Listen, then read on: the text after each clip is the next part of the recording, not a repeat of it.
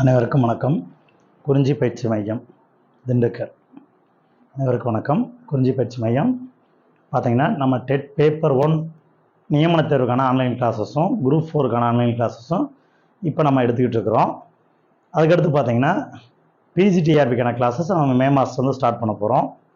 அதுக்கப்புறம் ஜூனுக்கு அப்புறம் June 23 paper 1 competitive எக்ஸாமுக்கான classes சொல்லியிருக்காங்க.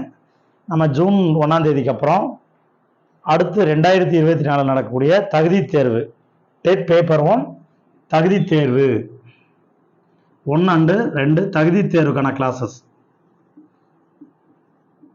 தகுதி தேர்வு பேப்பர் 1 பேப்பர் 2 ரெண்டுக்குமே தகுதி தேர்வுக்கான கிளாஸஸ் நம்ம Tamil English maths science social and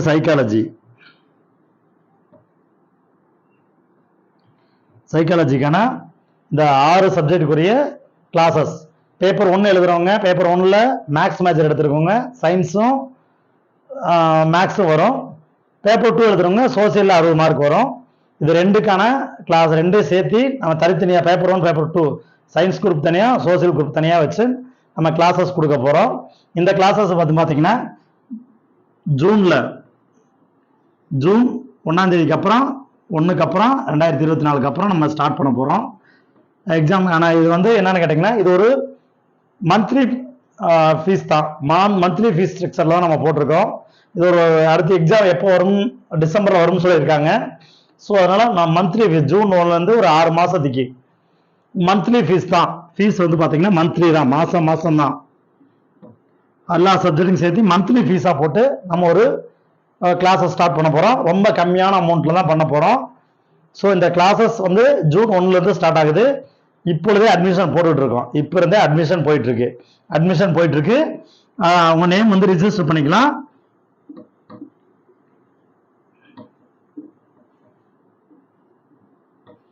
name register பண்ணிக்கங்க. நேம் ரிஜிஸ்டர் பண்ணுறதுக்கு இதுதான் வாட்ஸ்அப் நம்பர். இந்த நம்பரில் நீங்கள் கால் பண்ணி ஆர் மெசேஜ் பண்ணி பார்த்தீங்கன்னா நீங்கள் எங்களுடைய வாட்ஸ்அப் குரூப்பில் நீங்கள் ஜாயின் பண்ணிக்கலாம். கிளாஸஸ் ஸ்டார்ட் பண்ணுறப்ப உங்களுக்கு அதை ப்ராப்பராக இன்டிமேட் பண்ணுவோம். இது மட்டும் இல்லாமல் ஒரு 1 year பேட்ச் 1 இயர் பேட்ச் ஒன்று இங்கிலீஷ்க்கு மட்டும் டீட்டெயில்டாக கிராமர் மட்டும் ஒரு 1 இயருக்கு 1 இயரோ ஒரு 6 month அது 8 month அதனால கிளாஸஸ் ஸ்டார்ட் பண்ணுறப்போ உங்களுக்கு ஃபைனலாக உங்களுக்கு எல்லா விளக்கமும் கொடுத்துருவோம். ஒரு மேக்ஸிமம் 6 month அதிகபட்சம் 1 year detailed grammar classes. Grammar நீங்கள் இந்த கிளாஸஸ் அட்டன் பண்ணீங்கன்னா அவ்வளோதான். லைஃப் டைம் நீங்கள் எந்த ஒரு காம்படிட்டிவ் எக்ஸாம் வந்தாலும் அந்த கிராமர் வச்சு நீங்கள் படிச்சுக்கலாம். சேம் அதே மாதிரி தமிழ் இலக்கண வகுப்புகளும் தமிழில் இலக்கணத்தை ஃபுல்லாகவே டீட்டெயில்டா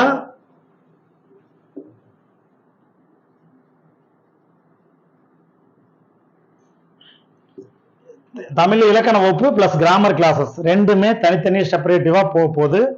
நம்ம எப்பன்னு கேட்டீங்கன்னா இதுமே ஜூன்ல ஸ்டார்ட் பண்றோம். ஜூன் 1 அப்புறம் நம்ம இதுக்கான இது கொடுத்து நம்ம ஜூன் 1 அப்புறம் ஸ்டார்ட் பண்ண போறோம். இந்த கிளாஸஸ் எல்லாமே ப்ராப்பரா நம்ம ஜூன் 1 அப்புறம் நடைபெறும். தற்பொழுது அட்மிஷன் போயிட்டு இருக்கு. நீங்கள் ஃபீஸ் டீட்டெயில் மற்ற எல்லாமே உங்களுக்கு நாங்கள் அடுத்தடுத்த வீடியோஸில் கொடுத்துருவோம். அது இல்லாமல் ஒரு தமிழில் நம்ம பார்த்தீங்கன்னா தமிழ் இலக்கணம்னு சொல்லிட்டு யூடியூப்ல நம்ம டெய்லி வீடியோஸ் போட்டுட்ருக்கோம். ஆடியோஸ் மட்டும் போட்டுட்ருக்கோம், வீடியோஸ் கிடையாது, ஆடியோஸ் மட்டும் போட்டுட்ருக்கோம். ஒவ்வொரு நாளைக்கு ஒரு டாபிக் எடுத்து தமிழாசிரியர் ஒரு 10 நிமிஷம் அவங்க எக்ஸ்பிளைன் கொடுத்து ஒரு ஆடியோ போட்டுட்ருக்கோம். அந்த ஆடியோவும் நம்ம யூடியூப் சேனலில் வந்துகிட்டு இருக்கு, இப்போ டெய்லியுமே போட்டுட்ருக்கோம். மறக்காமல் கொஞ்சம் எல்லாமே வாட்ச் பண்ணுங்க, ஃபுல்லாக பாருங்க. அது ஃபுல்லாக விளக்கமாக தான் நடத்திருக்காரு இலக்கணத்தை. ஸோ அந்த வீடியோஸை செக் பண்ணுங்க. எங்களுடைய பிளேலிஸ்ட்டில் போய் செக் பண்ணி பாருங்க, இருக்கும். நீங்கள் அதையும் பயன்படுத்திக்கலாம். அது மட்டும் இல்லாமல் பிஜிடிஆர்பிக்கான கிளாஸஸும் நம்ம கொடுக்க போகிறோம். லாஸ்ட் வீடியோவில் அதை நம்ம சொல்லியிருந்தோம். அதுக்கான கிளாஸஸும் போகுது.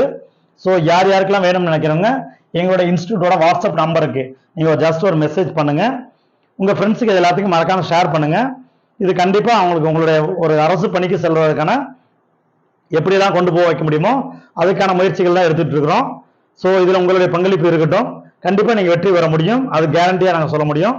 ஸோ யார் யாருக்கு வேணும்னு நினைக்கிறவங்க, இந்த கிளாஸ் ஜாயின் பண்ணணும்னு நினைக்கிறவங்க எங்களுடைய வாட்ஸ்அப் நம்பருக்கு தொடர்பு கொள்ளுங்க. நன்றி, வணக்கம்.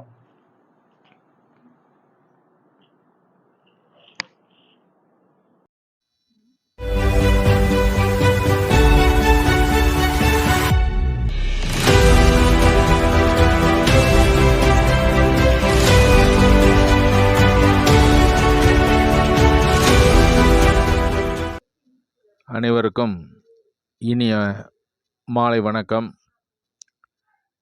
இலக்கணத்தில் தொகைநிலைத் தொடர், தொகாநிலைத் தொடர் என்று 2 பிரிவுகள் உள்ளன. தொகை என்றால் தொக்கி வருவது, தொகா என்றால் தொக்காமல் வருவது. தொகை என்பதற்கு வேற்றுமை, வினை, பண்பு, உவமை, உம்மை, அன்மொழி 6 இது நான் சொல்லி கொடுத்தேன். இந்த காணொளி காட்சியில் எது சொல்ல போகிறோம்னா, தொகாநிலை தொடர். அது எத்தனை வகைப்படும்? ஒரு 9 இருக்குது. தொகாநிலை என்றால் என்ன, தொகை என்றால் என்ன? இப்போ முதல்ல அதுக்கு விளக்கம் சொல்கிறோம் பாருங்க. தொகைநிலை என்பது வேற்றுமை உறுப்புகள் தொக்கி வருவது வேற்றுமை தொகை. வினைத்தொகை என்பதில் காலம் 3 காலங்களும் மறைந்து வரக்கூடிய தொகை வினைத்தொகை. அப்புறம் பண்பு உருவு மறைந்து வருவதற்கு பேர் பண்பு தொகை என்று இப்படி தொகையெல்லாம் அடுக்கி சொல்லிக்கொண்டே போய்விடலாம். ஆனால் தொகா என்பதற்கு மட்டும்தான் ஒரு வறட்சியான விளக்கங்களோடு அதை நிறுத்திக்கிறோம். தொகா என்றால் தொக்கி வராமல் வரக்கூடியது. அப்போ வேற்றுமை உருபுகளோ அல்லது பிற சொற்களோ 2 சொற்களுக்கு இடையில் எதுவுமே தொக்கி வராமல் வரக்கூடிய அந்த தொகாநிலை தொடர், அதுக்கு தொகைநிலை தொடருக்கு பேர் தொகாநிலை தொடர் என்று அதற்கு பேர் சொல்லலாம். இது ஏன் இப்படி சொல்கிறோம் அப்படின்னா, இலக்கணத்தில் அப்படி வரும். எப்படி வரும் அப்படின்னு கேட்டிங்கன்னா, அந்த 9 தொகாநிலை தொடர் எது சார் அப்படின்னா, அதில் கேள்வி கண்டிப்பாக கேட்பாங்க. எது?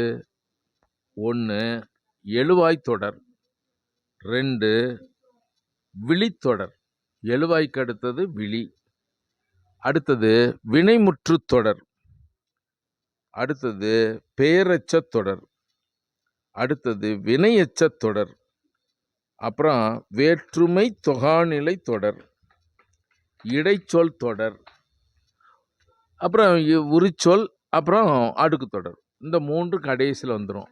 இந்த 6க்குள்ளே வரக்கூடியதை நினைவில் வைப்பது என்பது கொஞ்சம் சிரமமாக இருந்தாலும் அதை ஈஸியாக ஞாபகத்தில் வச்சுக்கணும். எழுவாய், அப்புறம் விழி, வினைமுற்று, அடுத்தது பேரெச்சம், வினையெச்சம், பேரெச்சம், வினையெச்சம், வேற்றுமை தொகாநிலை தொடர் என்ன அப்படிங்கிறதெல்லாம் பார்க்க போகிறோம். அதை நன்னூலார் எப்படி சொல்கிறாருன்னா, நினைவில் வைத்து கொள்வது போல அதை உங்களிடத்துல சொல்லுவார். எப்படின்னா, ஒரு 2 வரி நூற்பா, அதை ஈஸியாக மனப்பாடம் பண்ணிக்கிட்டோம்னா ரொம்ப ரொம்ப மறக்கவே மறக்காது. எப்படி? முற்று, ஈரெச்சம், ஈரெச்சம்னா பேரெச்சம், வினையெச்சம், எழுவாய், விழிப்பொருள், 6 உருவு. அது என்ன 6 உருவு? வேற்றுமை தொகாநிலை தொடர், அதான் 6 உருவு. இடைச்சொல் தொடர், உரி, இடை உரி அடுக்கி இவை தொகாநிலை என்று அதில் சொல்றாரு. இது ரொம்ப எளிமையாக ஞாபகத்தில் வச்சுக்கலாமுங்க. இங்கே பாருங்க, முற்று, ஈரெச்சம், ஈரெச்சம் என்பதற்கு நீங்கள் நினைவில் வச்சுட்டா போதும். பேரெச்சம், வினையெச்சம் எழுத வேணாம். எழுவாய், விழிப்பொருள், 6 உருவுகள், 6 உருவு, இடையுறி, அடுக்கி இவை தொகாநிலை என்று சொல்கிறோம். இப்போ ஒன்றொன்னா சொல்லிட்டு வர்றேன் பாருங்க. ஏன் தொகாநிலை என்று சொல்லுகிறோம்? எழுவாய் தொடரில் மல்லிகை மலர்ந்தது அப்படின்னு சொன்னால், மல்லிகை என்னும் எழுவாய், மலர்ந்தது என்னும் பயனிலை. ஒரு செயல், ஒரு சொல்லுக்குள்ள முதல்ல வருவது எழுவாய். ஒரு வாக்கியம் எழுவதற்கு காரணமாக இருப்பது எழுவாய். அடுத்தது ஒரு செயல் எங்க ஒரு வாக்கியம் முற்று பெறுகிறதோ அதுக்கு பேர் பயனிலை. அப்ப எழுவாய் தொடர்ல மல்லிகை மலர்ந்தது என்பதுல மல்லிகை என்னும் எழுவாய் தொடர்ந்து மலர்ந்தது என்ற பயனிலை வரும். இதுக்கு இடையில ஏதாவது இருக்கான்னு பாருங்க. தொக்கி வந்தா தொகைநிலை, தொகாமல் இதுக்கு இடையில எதுவுமே இல்லை அப்படின்னா தொகாநிலை தொடர் என்று பேர். அப்ப எழுவாய் தொடர். அடுத்தது விழித்தொடர்ல பாருங்களேன்.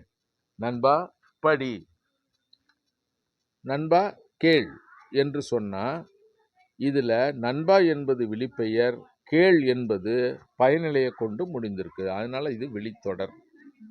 அடுத்தது வினைமுற்று தொடர்ல சென்றனர் வீரர் என்று சொல்லி ஒரு இது வருது. மகிழ்ந்தனர் வீரர்.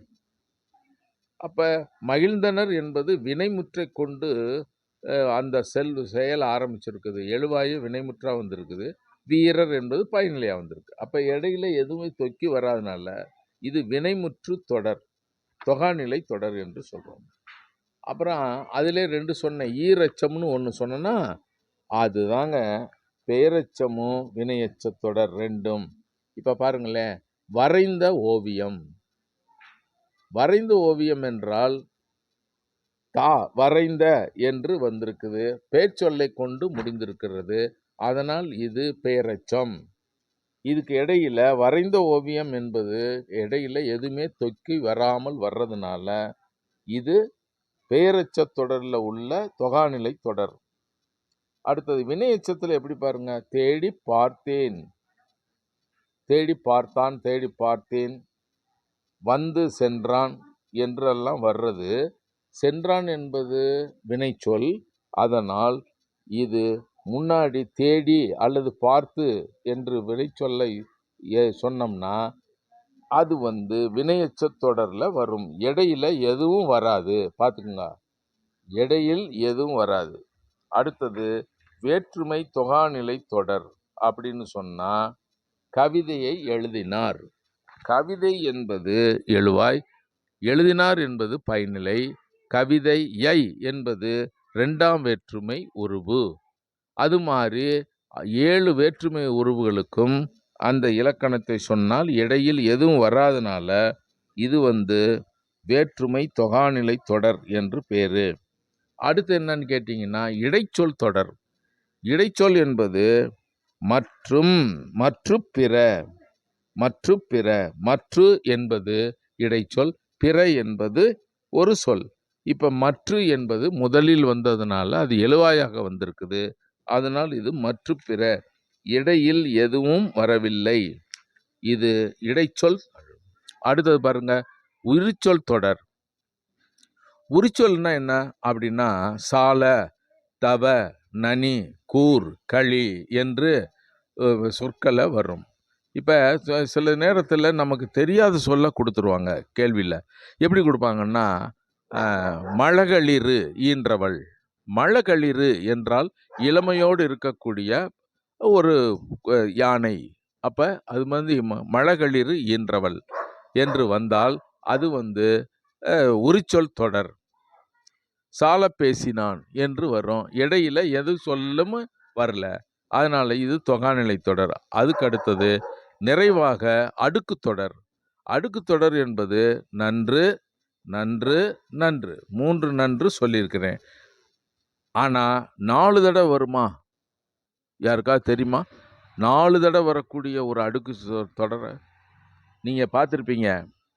மகாவித்வான் மீனாட்சி சுந்தரம் பிள்ளை எழுதிய, அது புஸ்தகத்தில் இருக்காது, குசேலோபாக்கியானம் என்ற ஒரு தொடரில் ஒரு செய்யுள்ள குசேலன் கண்ணனை பார்க்கறதுக்கு வந்திருக்கான். அப்போ குசேலன் கண்ணனை பார்க்க வந்ததுனால அவன் என்ன செய்கிறான்னு கேட்டிங்கன்னா, குசேலன் வந்திருக்கான் உன் நண்பன் அப்படின்னு சொன்னானுமே, வரச்சொல், அவர் அரண்மனையில் உட்காந்துக்கிட்டு வரச்சொல், வரச்சொல், வரச்சொல், வரச்சொல் என்று 4 முறை அடுக்கி சொல்கிறார். இதுதான் முதல்ல அடுக்கு தொடரில் 4 முறை அடுக்கி வந்திருக்கிறது. அதனால் இது அடுக்கு தொடர்.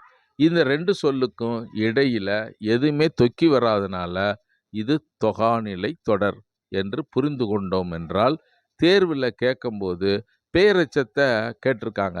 எழுதிய பாடம், படித்த பாடம் இது என்னன்னு கேட்டிருக்காங்க. இது பார்த்தீங்கன்னா கண்டிப்பாக இந்த மாதிரி கேள்விகள் வரும். நன்றி. நாளை சந்திப்போம்.